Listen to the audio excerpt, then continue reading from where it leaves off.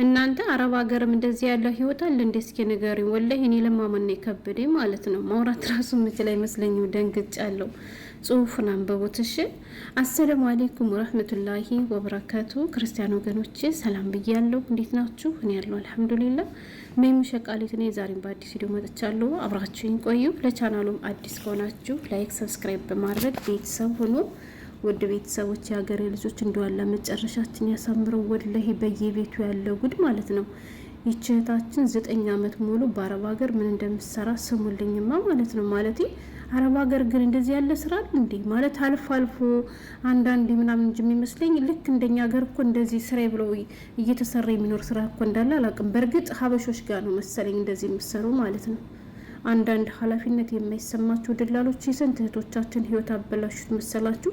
በእርግጥ ደላሎችን ብቻ ሳይሆን የልጆቹም ልብ ይወስነው አልገባቸው። አሁን እቺ ልጅ ከደላሏ አመልጣ ወጥታ ነበር። የሚያሳዝነውና የሚያሳፍረው ነገር ግን ያንን ስራ እሷም ቀጠለችበት፣ ለመደችውና በቃ ተግባባችውና እየለመደችው ስትመጣ ልክ እንደ ጥሩ ስራ ቆጥረው በዚያ ስራዋ ነበረ 9 አመት ሙሉ የኖረችው ማለት ነው። በቃ ስራውን አዘወተረችው። ገባችሁ?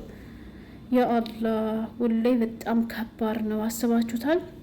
ኑሮ እኮ አይደለም የምትኖረው፣ ያንን ሰርታ ራሱ እኮ ሰላም አይሰጣትም ማለት ነው። ለዚያም ነው እንግዲህ ልጅቱ ጥያቄ ጠየቀችውና እስኪ እናንተ ስሙት፣ ምን ትሏታላችሁ? የሆነ ነገር በሏት ማለት ነው። ከቻልኩ ላምብሮ ግን በጣም ደንግጫለሁ እንዳልኳችሁ። እኔ ደግሞ ስደነግጥ ማውራት ምንም አልችልም። ያ ረብ ሰላም ቆንጂት አረብ ሀገር ከመጣው እንደ ቀልድ 9 አመት አለፈኝ ትላለች።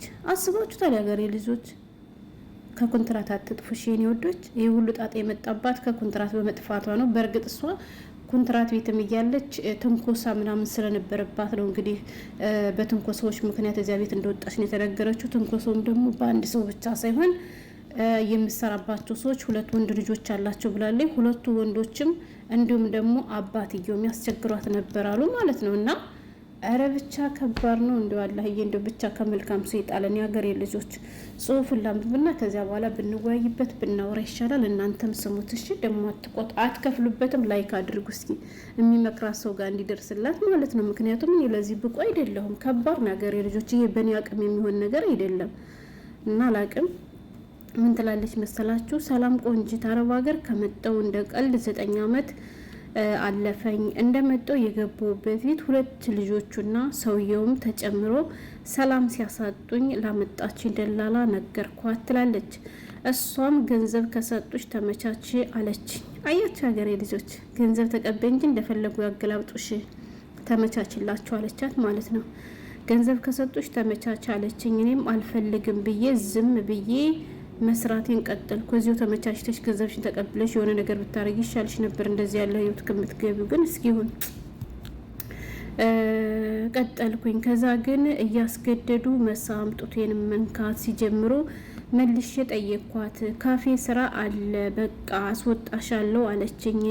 እኔም አገር ሁኜ መስተንግዶ ሰራ ስለነበር ደስ አለኝ። ግን ሲሄድ ሌላ ታሪክ ነበር።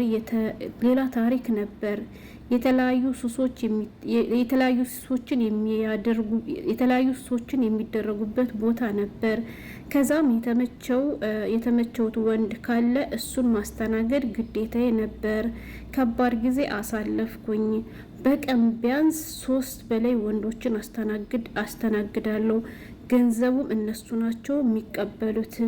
በዚህ መካከል ደላላይቱ ሞተች። እኔም ከዚያም ጠፋው። ግን አሁንም እንደዚህ አይነት ስራ ላይ ነኝ። ብዙ ሱስ ለምጃለሁ። ከወንድ ጋር እየወጣው ሱሴን ነው የምጠቀምበት። አገር መግባት ፈልጋለሁ ግን እፈራለሁ። እስኪ አማክርኝ። ያ አላህ እንደው አንተ መጨረሻችን አሳምረልን።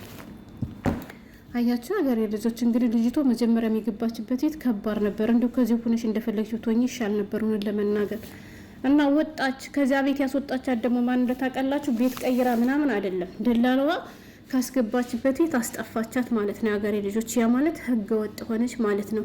ከዛ መስተንግዶ ስራ አላለቻትና ይሄ የሚያስጠላ ስራ የሚሰራበት ቦታ ወስዳ አስገባቻት ማለት ነው። ከዛ ይች ልጅ እኔ ከዛ ቦታ እየሰሩ እያለ የፈለገ ዜጋ ይሁን ምንም ይሁን ምንም እኔን የሚፈልግ ወንድ ከመጣ በቀን የፈለገችውን ያክል ወንድ ታስተናግዳለች ማለት ነው። የሚያሳዝነው ነገር እንደዚያ ገላዋን ሽጣ የምታገኘውን ብር ደግሞ ለእሱ አይደለም ገቢ የሚሆነው ማለት ነው። የሀገሬ ልጆች ለማን ነው? ለነዚያ ያንን ቤት ለከፈቱት ሰዎች ወይም ደግሞ ይሄን ስራ ለሚሰሩ ሰዎች ነው። እሷ ደሞዟ ብቻ ነው የሚታሰብላት ማለት ነው። ማነው ይሄን ያደረገው? ደላላዋ ማለት ነው። ከኮንትራት ቤት አስጠፍታ ገባችዋ። ከዛም በኋላ ከቆይታ በኋላ ይሄን ስራ እየሰራች እያለ ደላላይቱ ሞተችላት ማለት ነው። ከዛ ደላላዋ ስትሞትላት ደግሞ ጠፋች ልጅቷ ከዚያ ቤት ማለት ነው። የሚያሳዝነው ነገር ግን ተመልሳ ወደዚህ አይነት ህይወት ነው የገባችው ማለት ነው። 9 ዓመት ሙሉ አስቡት የሀገሬ ልጆች፣ 9 ዓመት ቀልድ አይደለም ወላይ። ለዚሁም በሰው ሀገር ሰርተን መቀየር ከምንችልበት ሀገር ላይ ሆነን ከማንም ጋር እንትን ብላ የማገኛትን ብር በቃ ለሱሶቻ ነው የምጠቀማለች ማለት ነው። እና በመጀመሪያ ጥፋቱ የደላላይቱ ነው። ሲቀጥልም ደግሞ ቢያንስ ደላላይቱ ከሞተችላት ከዚያ ቤት ከወጣች በኋላ ሌላ የተሻለ ስራ መስራት እየቻለች ግን ከዚያ ቤት በነበረችበት ሰዓት ሱስ ውስጥ ስለገባች በቃ አሁንም ከዚያ ቤት ከጠፋች በኋላ ያንን የሚያስጠላ ስራ ነበር ያስቀጠለችው እስካሁንም ድረስ ማለት ነው። የሀገሬ ልጆች በፊት ተገዳ ነበር ያንን ነገር የምታደርገው፣ በኋላ ግን እየተለማመደችው መጣችና ያንን ነገር ማስሄድ ቀጠለች ማለት ነው። እና ወደ ሀገሯ መግባት ትፈልጋለች። አሁንም ድረስ እንደሰማችኋት ከብዙ ወንዶች ጋር እንትን ትላለች። የማገኘውን ገንዘብ ደግሞ ሱሴን ነው በቃ ይሄ ማጨስ ምናምን የሚባል ነገር አለ አይደል? እሱን ነው የምታራምድበት እንጂ እንደዚያም ሆና ተዋርድ ያገኘችውን ገንዘብ ለቁም ነገር ያው ለነገሩ የሐራም ነገር ከመቼ ወዲህ ቁም ነገር ይሰራልና፣ ግን በጣም ይቅርታ እንዳይሰማሽ ቪዲዮን ጋየሽ ማለት ነው። እና በቃ ለሱስ ነው የምትጠቀመው የምታገኘውን ብር ማለት ነው የሀገሬ ልጆች። እና ይሄም ሆኖ ወደ ሀገር መግባት ትፈልጋለች፣ ግን ደግሞ ፈራች። እንዲህ ባትፈሪ ነበር የሚገርመው እናቴ። በዚህ ህይወት እንድሮሽ እንዴት ነው አሁን ሀገር የምትገቢው? ኧረ ከባድ ነው። ለማንኛውም ደላላ ሲያስጠፋችሁ አትጥፎሽ፣ በደላላ ማለት ነው የሀገሬ ልጆች። ባጠፉ እንደው እንደ መጥፋት በህይወት የምጠለው ነገር የለም ወላሂ። በጣም ነው የምፈራ፣ በጣም ነው የምጠለው። ግን እናንተ ከባድ ሁኔታ ውስጥ ናችሁ። ከጠፋችሁ ግን በደላላ አትጥፉ። አያችሁ ደላላይቱ መጀመሪያ ጥሩ ሰው ሆና በህጋዊ መንገድ አስገባቻት። ከዚያ ግን አስወጥታ ለራሷ ጥቅም ደግሞ ድጋሚ ለመሸጥ እንዲመቻት አሁንም ራሷ አስጠፋቻት ማለት ነው የሀገሬ ልጆች። እናስጠፍታ ልጅቷንም ጥሩ ቦታ አይደለም ያስገባቻት ማለት ነው። እና ስለዚህ ባካችሁ ሰው አትመኑ፣ ደላላ አትመኑ። የሀገሬ ልጆች ስራ ያላችሁን ሁሉ ተከትላችሁ አትግቡ።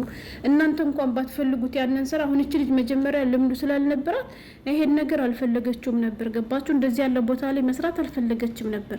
ግን አሁን አለ አይደለ ቀስ በቀስ በልምድ የሚመጣ ነገር ያን ነገር ተለማመደችውና ሀታ ከሰዎች አምልጣ ወጣም እንኳን በቃ ሱሱ ስላስገደዳት በዚያ ነገር ስለተጠመደች አሁንም ዝራ እንደዚህ ያለ ስራ ውስጥ ነው የተዘፈቀችው ማለት ነውና ከባድ ነው። እንደው አላህዬ እንደው መጨረሻችን አሳምርልን ወላሂ። እና እንግዲህ መቼ ሸሽተሽ ከሀገራት ገቢ ማለቴ ከሀገር ወጥተሽ አትቀሪ እና እንደማን ብለሽ ሀገርሽንማ ግቢ እንጂ ከዚህ ምንድሮሽ እኮ አላማረብሽም። ስለዚህ ወደ ሀገርሽ ግቢና እንግዲህ በሃይማኖትሽ ሙስሊሙም ሆንሽ ክርስቲያን መደረግ ያለበትን ነገር አድርገሽ ተውበት አድርገሽ ወደ ራስሽ ተመለሽ። ሌላ ምን ይባላል እንግዲህ? ያለፈው አልፏል። መቼም እንግዲህ ያለፈው መመለስ አትችይም። ግን በሰራሽው ነገር ተጸጽተሽ ወደ ራስሽ ተመለሽ ነው የምለው። ወደ ሀገሬ ልገባ ፈራው ምን አልኩኝ ተፈርቶ እስከ መቼ ድረስ ተፈርቶ መቼም ፈራም ምናልን ከሞትና ከሀገር የሚቀር የለም አይደለም የሚባለው። እና ገብተሽ ያለውን ነገር እንደሚሆን አድርጊ እንጂ እህት አለም። ኧረ ጉድ! እያንዳንድሽ በዚህ አጋጣሚ 1-2 ቀላል ነው ምናምን እያልሽ ከማንም ጋር የምትላላሽ ማለት ነው። በኋላ ሱስ የሆንብሽና 10 ወንድ ስታስተናግጅ ነው የምትኖሪ። ስለዚህ ጥንቃቄ አድርጉ። አንገታችሁን ደፍታችሁ ስሩ። እውነቴን ነው የምላችሁ። ካልሆነ ካልተሳካላችሁ የሚያስጠላ ህይወት ከገጠማችሁ እንደማንም ብላችሁ ቶሎ ወደ ሀገራችሁ ግቡ። ሀገራችሁ ገብታችሁ ሀገር ቀይሩ። እውነቴን ነው የምላችሁ። አሁን እቺ ልጅ ያኔ ወደ ሀገሯ ብትሳፈር ኑሮ ሌላ ሀገር ብትል በሌላ ስራ ልትሰማራ ትችል ነበር። ገባችሁ? ከዚህ እንደወጣች አሁንም ተመሳሳይ ስራ ውስጥ ገባች። ከዚያማ ለተው ብትልስ እንዴት ይተዋል? ምክንያቱም ለመደች እኮ የሀገሬ ልጆች። እና በጣም ከባድ ነው። ደላላይቱ እንኳን አልሞተች፣ ግን ደግሞ ስቶፍሬ ላይ የሞተ ሰው እየወቀስኩኝ። ምክንያቱም በመጀመሪያ ለህይወቷ መበላሸት ተጠያቂዋ እሷ ነች። ግን በእርግጥ እሷ ብልጥ ብትሆን ኑሮ አንድ ከዚያ መስተንግዶ ስታስገባትም ገና ደላላዋም ሳትሞት ማምለጥ ትችል ነበር። 2 ደላላዋ ከሞተች በኋላ ቢያንስ አምልጣ ስትወጣ የተሻለ ስራ መጀመር እያለባት አሁንም እዚህ ወደ መዘፍቋ በጣም ያሳዝናልና እስኪ የሆነ ነገር ብሏት በኮሜንት ያገሬ ልጆች። እንዳልኳችሁ ከኔ ከአሚ በላይ ነው። እስኪ ምን ትሏታላችሁ? ኮሜንት አስቀምጡላት። ሌላ እኔ ምንም ብለው ነገር የለኝም። ይሄን ለማለት ነበር። ስለተከታተላችሁ አመሰግናለሁ። በሌላ በተሻለ ቪዲዮ እስከምንገናኝ ሰላም ሁኑልኝ።